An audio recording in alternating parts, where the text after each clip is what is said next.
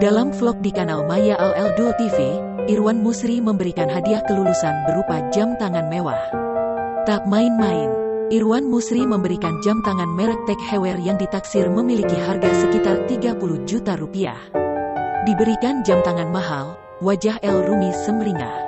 Apalagi kala mendengar bahwa hadiah tersebut hanyalah awal dari hadiah dari Irwan Musri untuk El Rumi. Baiklah, selamat anakku, sangat bagus dengan sekolahmu. Dan ini baru permulaan.